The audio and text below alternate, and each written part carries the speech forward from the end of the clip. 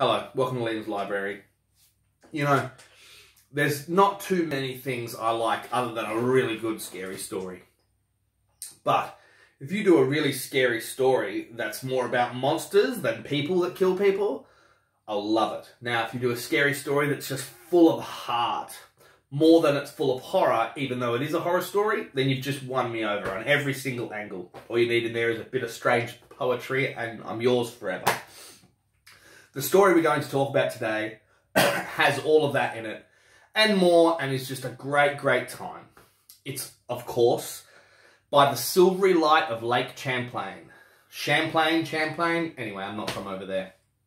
It's by Joe Hill, and it's a really cool short story in the Full Throttle anthology that he brought out last year. Now, I've also heard a lot about this story before I read it. I even think maybe on Shudder, that Creepshow thing might have done an episode based on this short story. If they have, I haven't seen it. I just heard that maybe someone had turned it into an adaptation. Anyway, it's a really cool original idea, right? About these four little sisters that fight and argue and scream and bloody, act like little girls do. And their parents are hungover as shit. And their parents are like, seriously, get the fuck out of the house. Stop making noise. Go play down by the lake, like, now. So, they do. And the second oldest girl, I forget her name, it's not important, because I'm going to try not to give heaps of spoilers away in this too, because it only came out last year.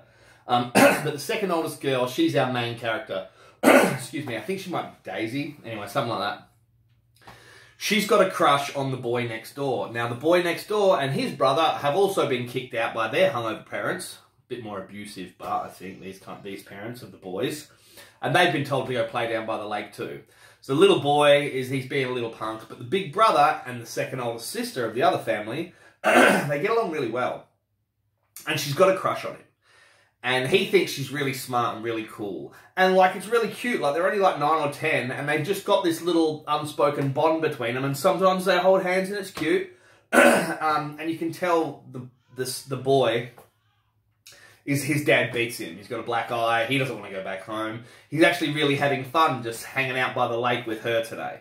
And the other little sisters piss off, and the little boy does his own thing, and it's just these two. And there's something going on with the lake. It's something to do with a storm or something like that, but there's so much fog and mist just covering the whole lake and the beach, and it's hard to see 5 feet in front of you. Now, they keep hearing this strange sound out in the bay. It's like this big, like a lowing, like a big, like a foghorn. And I don't know what it is. It sounds like a foghorn, but not like a foghorn. And so they stand on this huge, big boulder, and they're looking out in the ocean, and they're chatting, and they're like, rah, rah, rah, and they jump off into the water, up to about knee deep, and they're looking around, and then they turn around and look at the boulder, and the boulder isn't a boulder. The boulder is a dead plesiosaur, Plesiosaurus, the big swimming dinosaurs that we've all seen heaps of photos of. There's a dead one, and it's washed up on the lake. Sorry, after this review, I'll have to help. I can hear my little fella just crying his face off out there. Poor little guy. So they find this dead Plesiosaurus. And they're like, oh, holy shit, like, we have discovered a dinosaur. Like, one that must have just died, because it's got, like, this big hole around it. And, like, it must have been alive for millions of years, alone in this river. And then they think back, yeah, there actually has been, like, a legend of a big creature in Lake Champlain. So here it is, and it's washed up dead on the shore. And the story's more about this girl and her feelings towards this boy. And, how they just really click together. And so they send their younger siblings off to go and, like, you've got to go get our parents. You know what I mean? Like, this is the discovery of the year. We discovered it. We're going to be famous, because that's how kids think. And, like, don't come back unless you've got an adult, because this is a big deal. Now, the little kids, they don't even look at the boulder. Yeah, dinosaur, bullshit. But, like, it's exactly how kids are. It's that part of it's done so well. So they don't come back with adults. They come back and say, listen, you're in fucking trouble. If you don't get home, mum's going to kick your ass and you better move it and rah, rah. And she has to go up and deal with her grumpy mum, while the boy, the older boy's like standing on the big dinosaur, and he's like, don't worry, I'll wait here till you come back, right? We discovered it together. Well, you know, we'll get known together. And as they walk off, they hear that big lowing again, that big, like a foghorn from out in the harbour.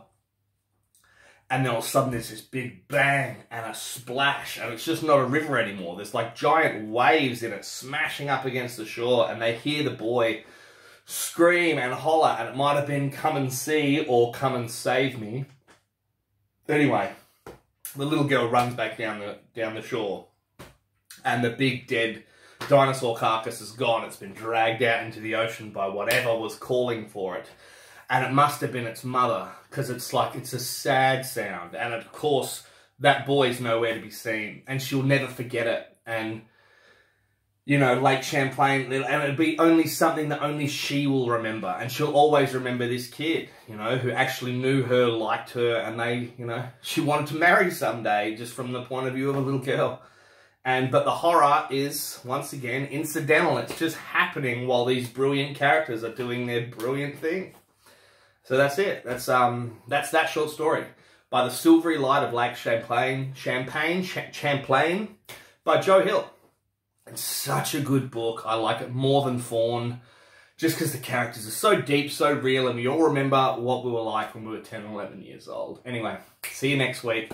Look after one another, read some great books, watch some even better fucking movies, and don't take any shit from anyone. See ya.